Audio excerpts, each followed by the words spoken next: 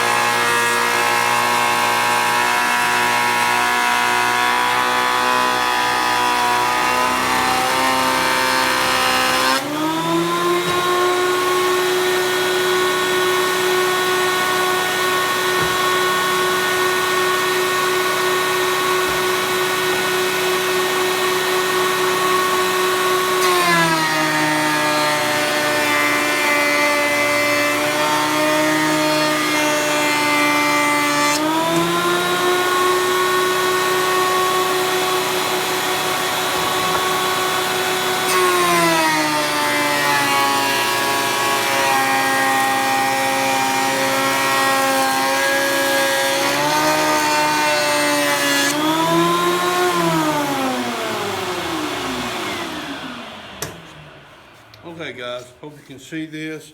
I will face joint one side and edge joint another.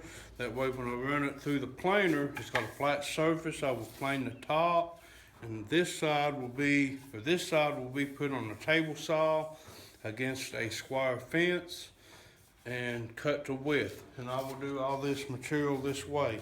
The one thing with this joiner, and I'll give a short review. Probably should do it separate.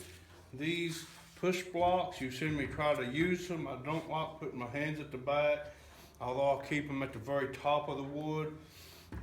They don't grab. I need to get a better set of push sticks for the joiner. Maybe look at making some. I know that's a necessity, so don't do what I do sometimes in these videos. Do what the manufacturer says. And if what they have don't work, by all means, make your own. Or go out and get you some. There's grippers. You can go to Rockler, all kinds of sites, and get some of these. But that's the joiner. Cuts very well. You know, it's a little noisy, but great dust collection. A couple passes. The second pass was, you can kind of hear it dig in a little bit more. I don't know if you can see it on camera. We'll try to put a square on it. And like I say, I don't know if, let's see here. We'll set it up to where you can. Hold on.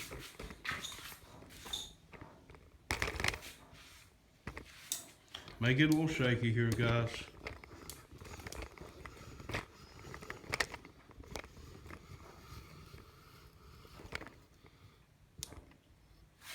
Hopefully this will show you that it's square.